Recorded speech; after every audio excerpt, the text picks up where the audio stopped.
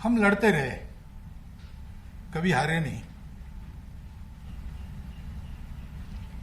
संपूर्ण भारत, यानी आज का विभाजित भारत भी लिया तो भी वो विभाजित संपूर्ण भूमि कभी गुलाम नहीं हुई। कहीं ना कहीं स्वतंत्र राज्य अपने यहां के लोगों का, अपने यहां के विचार के आधार पर यह सदा सर्वदा विद्यमान रहा।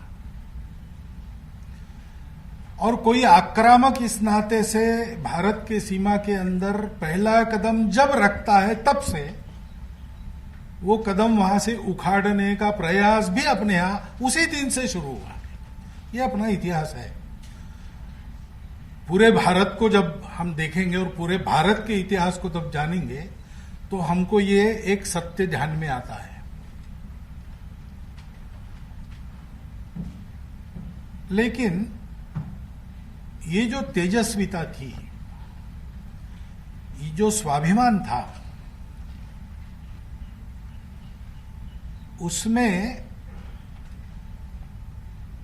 कमी आने लगी। और इसका कारण है कि एक बहुत धूर्त आक्रामक अपने यहां ब्रिटिश लोगों के रूप में आया।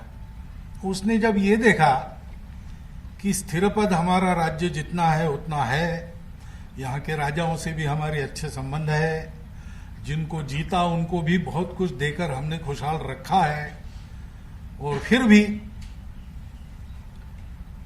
यहां पर सब लोग एक साथ हमारे खिलाफ खड़े हो जाते हैं।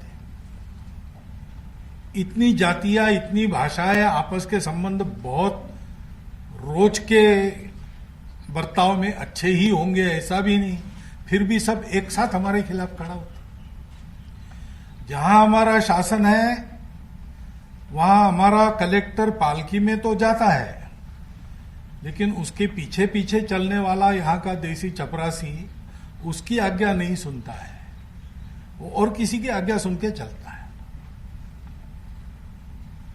तो रेवेन्यू तो हम वसूल रहे हैं, लेकिन यहाँ के प्रजा पर शासन तो दूसरे लोग कर रहे हैं। ये क्या है? और इसमें हम यहां स्थिरपद हो, ये कैसे होगा? तो उन्होंने एक सुनिश्चित योजना के तहत हम लोगों की उस तेजस्विता को नष्ट करने का एक षड्यंत्र किया।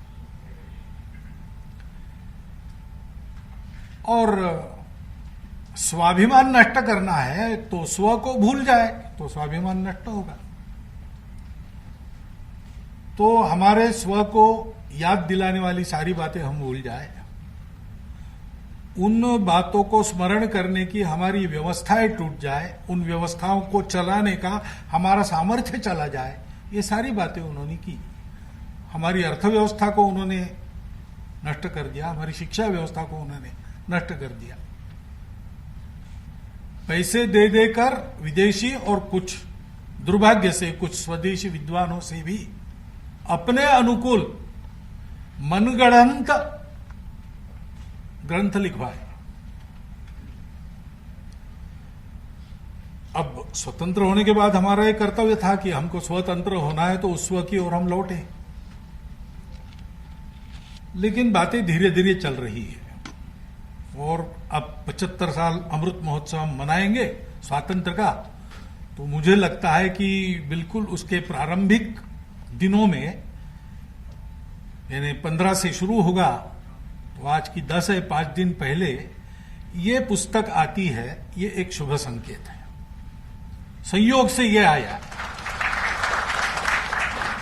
एक साल पहले आती, कोरोना के कारण ये लंबा होते होते ऐसा हो गया है, लेकिन मुझे लगता है कि इसमें भी कोई नियति का संकेत है कि ये 15 अगस्त के पहले आ जाए। 75 वर्ष का प्रारंभ होगा उसके पहले, क्योंकि स्व की आवश्यकता तो सबको रहती है, जिसको अपनी उन्नति करनी है। आखिर उन्नति तो स्व के आधार पर होती है। उन्नति का सबके लिए एक माप नहीं होता। मनुष्य की उन्नति और जंगल में रहने वाले शेर की उन्नति और घर में पलने वाले कुत्ते की उन्नति, इनकी उन्नति के परिमाण, उनकी उन्नति की आकांक्षाएं अलग अलग होती ही है और होनी ही चाहिए। सर्कस में हाथी साइकिल चलाता है और बंदर फुटबॉल खेलते हैं, ये उनकी उन्नति नहीं है, ये उनका तमाशा है जो दुनिया पैसे देकर देखती है। और इसलिए भारत की उन्नति होनी है। कभी कई बार हमको प्रश्न पूछते हैं लोग बातचीत में कि क्यों हम चीन जैसा न करें। पहले कहते थे अमेरिका जैसा हम क्यों न करें, उसके पहले कहते थे रूस जैसा हम क्यों न करें। मैं उनको कहता था कि भाई उनके जैसा हमको क्यों करना, हम हमारे जैसा करें ना, हमारे जैसा अच्छा करके दिखाएं। लेकिन हमारे जैसा यानी कैसा, इसकी जानकारी देने वाला साधन नहीं। 3 साधन होते हैं परंपरा से, दादा दादी नाना नानी की कहानियों से, घर में माता पिता बताए उससे, उनके द्वारा घर में जो किताबें आती है, कथा प्रवचन होते उससे, ये सारी बातें आती है। अब पहले तो था, अंग्रेजों की शिक्षा पद्धति में भी ये चलता था, इसलिए उसी शिक्षा पद्धति में से तिलक, गांधी, योगी, अरविंद, विवेकानंद ऐसे लोग निकले उस शिक्षा पद्धति के बावजूद। क्योंकि जो शिक्षा पद्धति में है वो, और जो जिन पर श्रद्धा है, माता पिता है, गुरु है, ऐसे लोगों से जो मिला है, जिसको हम प्रमाणित सत्य मानते ही है, श्रद्धा है, विश्वास है और जानते हैं, वो आप्त है, उनको कोई स्वार्थ नहीं है, लेकिन वो बता रहे और ये गलत है, वो सही है। इस दृष्टि के कारण और उस समय इस शिक्षा पद्धति के बावजूद ऐसे लोग निकले। लेकिन अब तो घर में माता पिता को बच्चे से बात करने की फुर्सत ही मिलना मुश्किल हो गया है, कहानी बताना तो दूर रहा। और शिक्षा पद्धति में ये बात नदारद है, और कुछ ऐसी बातें हुई कि इससे उल्टा बहुत है। अभी कुछ एक कविता भगवान राम पर ऐसी चली, उनके शरयू में जल समाधि लेने पर, तो कविता तो और खराब है, लेकिन उस पर जो टिप्पणी है उसमें लिखा है कि राम अयोध्या के राजा थे और जीवन के अंत में उन्होंने शरयू में आत्महत्या कर ली। अभी देखो, ये सही है कि राजा राम, वाल्मीकि रामायण में वर्णन है, सरयू में अयोध्या के निवासियों सहित उन्होंने कैसी जल समाधि ली, वर्णन है। लेकिन जल समाधि को आत्महत्या कह दीजिए। ऐसे अंग्रेजी में कहते हैं सटलली। हमारे यहां जो पढ़ाया जाता है उसमें हमारे लोगों को ये गौरव प्राप्त न हो, ये जो अंग्रेजों की नीति थी, उन्होंने पढ़ाई ऐसी दी है हमको कि आपके पूर्वजों ने कोई रण गौरव, कोई धन गौरव प्राप्त नहीं किया है। आपका इतिहास बस ऐसा ही है कि बाहर से कोई भी आएगा, पीट पीट के आपको गुलाम बनाएगा, आप उसकी बाबूगिरी जी हुजूरी करेंगे। अब कभी कभार कोई आएगा, महापुरुष सर्वत्र होते, यहां भी एकाद होगा, आपको जगाएगा, आप उसको निकाल देंगे, फिर दूसरा आएगा, उसकी चाकरी करेंगे। ऐसा एक अपनी जीव हुजूरी करने वाला वर्ग निर्माण करने वाली शिक्षा, ये हमारे यहां आई। और दुर्भाग्य से वो बहुत लंबे समय तक स्वतंत्रता के बाद भी शुरू हुई। अब नई शिक्षा नीति ने यह घोषित किया है कि भारतीय मूल की ओर लौटेंगे, तो अच्छा है, उसकी आवश्यकता तो है, क्योंकि सभी जगह ऐसा होता है। अभी ये आएगा, ये पुस्तक भी आया है, नीति भी आएगी, उस पर बहुत उल्टी सीधी चर्चा होगी, जरूर होगी। इस पुस्तक को कहेंगे कि जैसा आपने कहा कि दकियानुसी जमाने में रहने वाले लोग, ऐसा इसको कहा जा सकता है क्योंकि ये पुराना है। लेकिन दकियानुसी जमाने की ओर कौन नहीं लौटता है भाई, जब खतरे में पड़ जाता है। राज्यपाल साहब ने कहा वैसे, जब द्वितीय महायुद्ध में अचानक रशिया पर जर्मनी का आक्रमण हुआ, रशिया तैयार तो था नहीं, और वहां के साम्यवादी शासन ने सारी परंपरा को वगैरह वगैरह सब नकार दिया था। तो जनता को फिर से उत्साह में लाने के लिए स्टालिन ने कौन सी कहानियां बताई अपने भाषणों में? पीटर द ग्रेट की, कैथरीन द ग्रेट की, अपना इतिहास बताया। वही सरमायादारों का इतिहास, शोषकों का इतिहास, उसके गौरव के प्रतीक वही उसने रशियन जनता के सामने रखे। इंग्लैंड में प्राइमरी स्कूल की जो सहल यानी ट्रिप्स निकलती है, स्कूल ट्रिप्स, उसमें मैंने सुना कि एक जगह ले जाते हैं, वहां एक क्लासरूम है, उस क्लासरूम को दिखाते हैं जैसे क्लासरूम रहती है वैसे है, ब्लैक बोर्ड है, कुर्सी टेबल है सामने, बेंचेस डेस्क लगे हैं। वहां उसको दिखाते हो, कहते कि ये सारे बेंच और डेस्क जिस लकड़ी से बनी है वो लकड़ी नेल्सन, एडमिरल नेल्सन ने स्पेनिश आर्माडा को जिब्राल्टर की खाड़ी में डुबा दिया था आर्मारी लड़ाई में। वो जो जहाज डूबे उनकी जो तैरती लकड़ियां वो जमा करके उससे बनी है। स्कूल के विद्यार्थियों को अपने राष्ट्र के पराक्रम का इतिहास बताते हैं। डॉक्टर जोशी चीन में गए थे, उन्होंने अनुभव बताया। वापस आने के एक दिन पहले उनको फोन आया कि भाई यहां एक यूनिवर्सिटी का यूथ फेस्टिवल है, आप एक दिन और रुक के यहां से फिर जाइए। अब एकदम टॉप से आया था संदेश, तो ना करना संभव नहीं था। उनका टिकट वगैरह तो उसकी व्यवस्था हो गई, तो रहे उपस्थित उसमें। तो उसका प्रारंभ कैसे हुआ? 1 लाख विद्यार्थी चीन भर के उस बड़े विशाल ऑडिटोरियम में है और अंधेरा होके सामने का स्क्रीन इल्यूमिनेट हो जाता है और उस पर दुनिया का नक्शा और उस पर मंडराते हुए उड़ते हुए ड्रैगन, और फिर उसमें आज के चीन का नक्शा हाईलाइट हो जाता है। और निवेदक कहता है कि एक जमाना था सारे दुनिया पर चीन का ड्रैगन इस प्रकार अपने पंखों की हवा से उसको और विचलित करता था। हमको फिर से ऐसा चीन खड़ा करना है।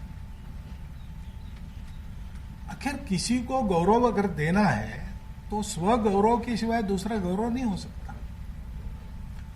मैं कर सकता हूं, मैंने किया है।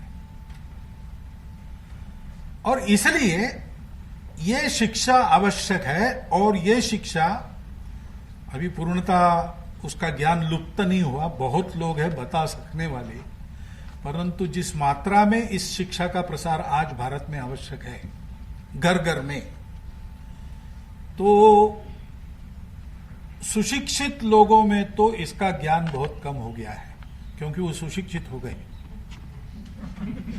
और जो अपने दकियानुसी ज्ञान को लेकर अशिक्षित रहे, उनमें थोड़ा बहुत बाकी है परंपरा के कारण। ये वस्तु स्थिति है, मेरा किसी पर कटाक्ष नहीं, ऐसा हुआ है, क्या करें। अपनी भाषा का ज्ञान जो नहीं पढ़े लिखे हैं उनमें ज्यादा है, घर घर की वस्तु स्थिति। इसको बदलना है तो बहुत व्यापक इसका प्रसार होना चाहिए और उसकी सूक्ष्मता ध्यान में आनी चाहिए, क्योंकि ये बात तो सारी दुनिया में है, स्व की शिक्षा, अपने देश का इतिहास, अपने देश की परंपरा, लेकिन भारत विशेष है। और मैं वर्णन में समय नहीं गवाता, राज्यपाल महोदय ने बहुत सुंदर शब्दों में उसको आपके सामने रख दिया। जो हमारी हस्ती है, हमारी ज्ञान की परंपरा की एक विशेषता है कि उसमें एक पूर्णता है। बाकी ज्ञान परंपराओं में मूल में ही एक अधूरापन है, जोड़ने वाली बात नहीं है।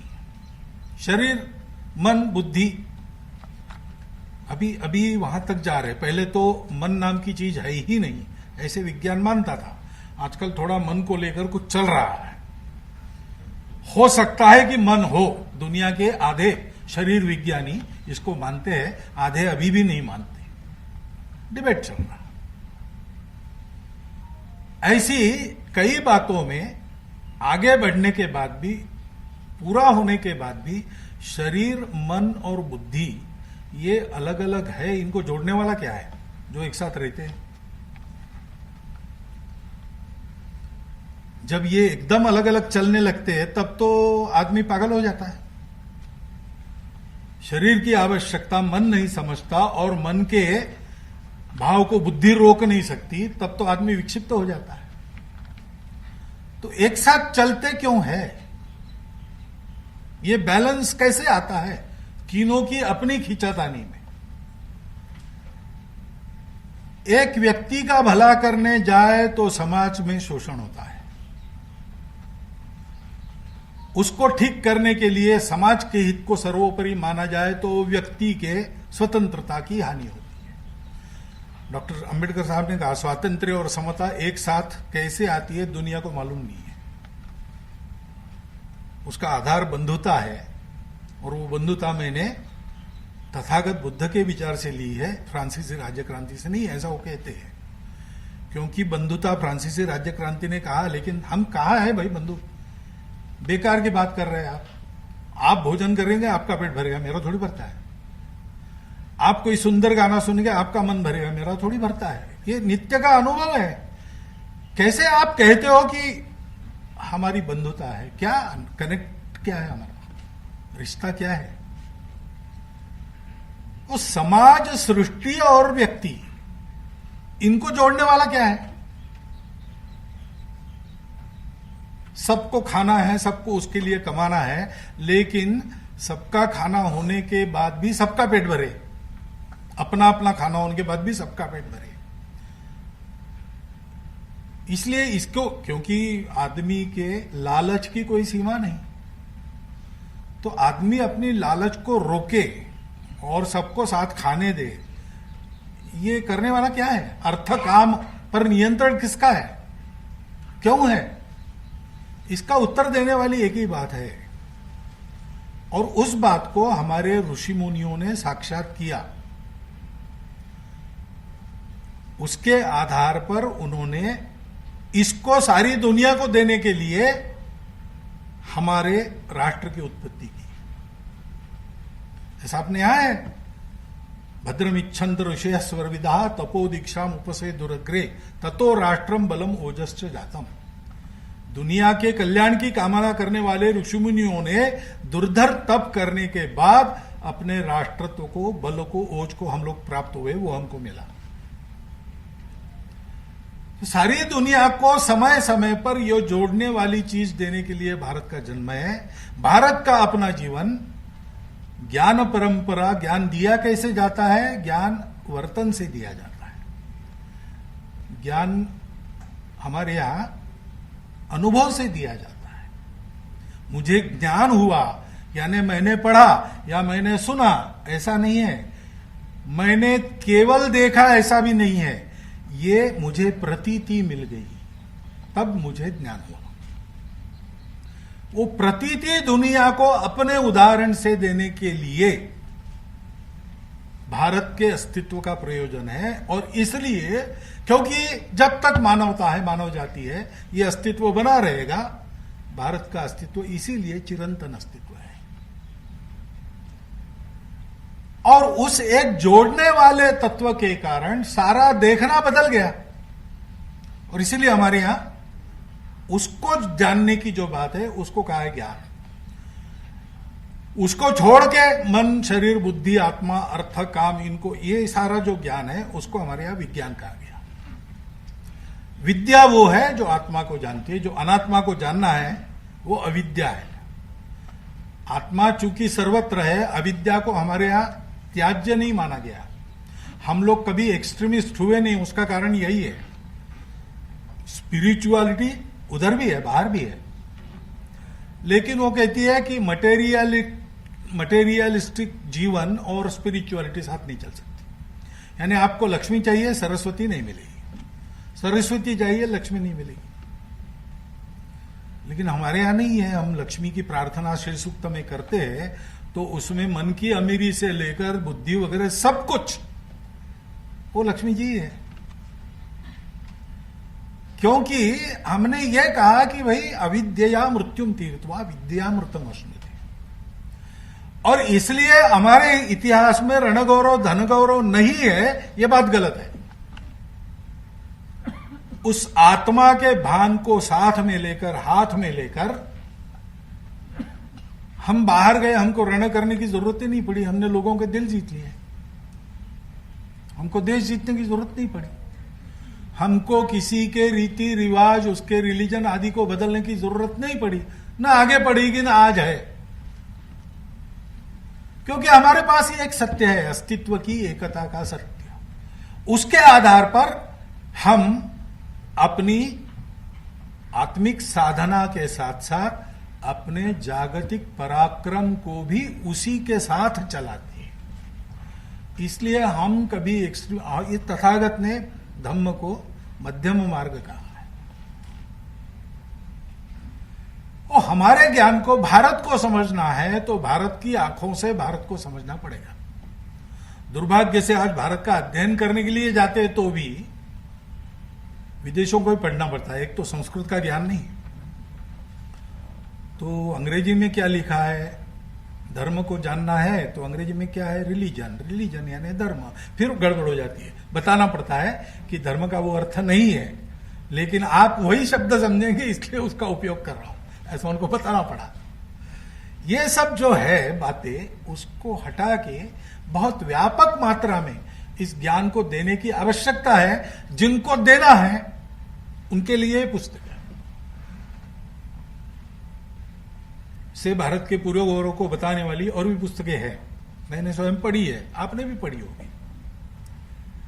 लेकिन इतनी व्यापक भूमिका के साथ सब कुछ थोड़े में, एक ग्रंथ में,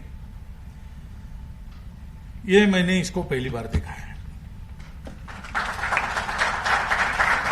आत्मा से लेकर अनात्मा तक सारी बातें इसमें है। विद्या अविद्या दोनों है, ज्ञानम विज्ञानम, और साथ में आस्तिक्यम भी इसमें है। और इसलिए पालकों ने जिनके बालक है, अध्यापकों ने जिनके छात्र है, और छात्रों ने जिनको भारत को जानना है, इस पुस्तक को खरीद कर अपने साथ रखना है, समय समय पर पढ़ते जाना है।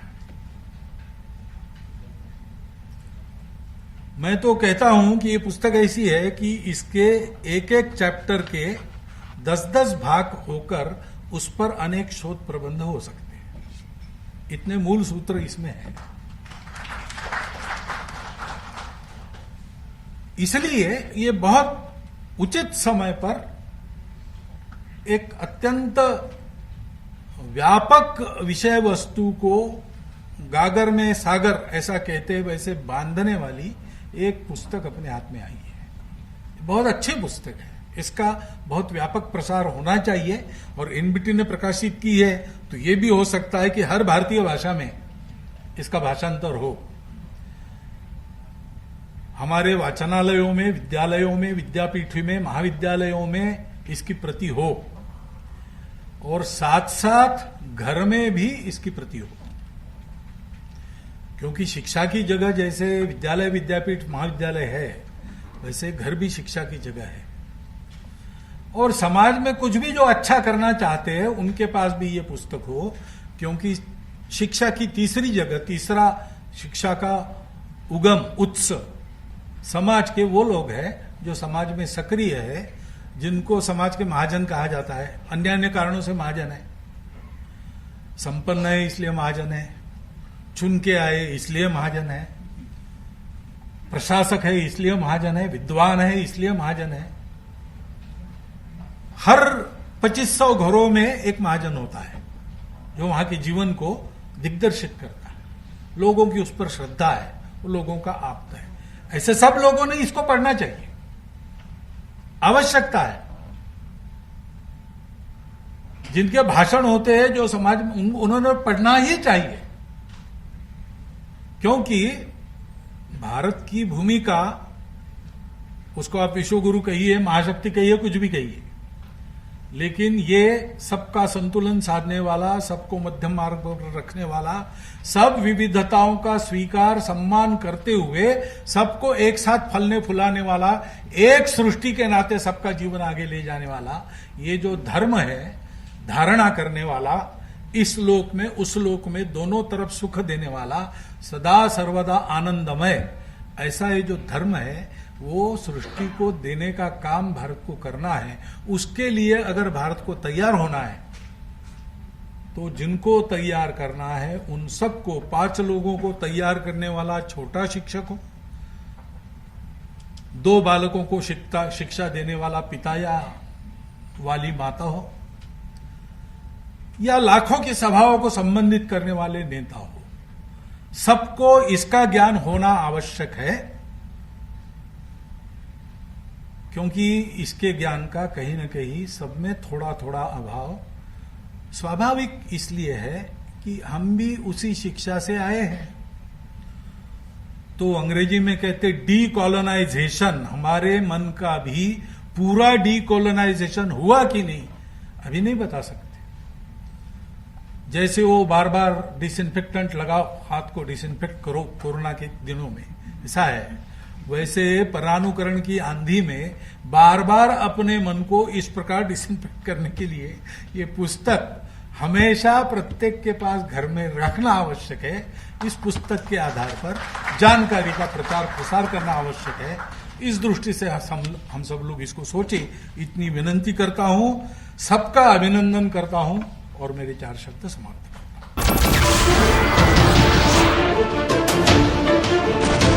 नमस्कार, मैं हूं मानक गुप्ता। अगर आपको हमारा ये वीडियो पसंद आया हो तो इसे लाइक और शेयर जरूर करें, और हां, हमें सब्सक्राइब और फॉलो करना ना भूलें ताकि आप देश और दुनिया की कोई खबर मिस ना करें। तो जुड़े रहिए हमारे साथ और देखते रहिए न्यूज़ 24।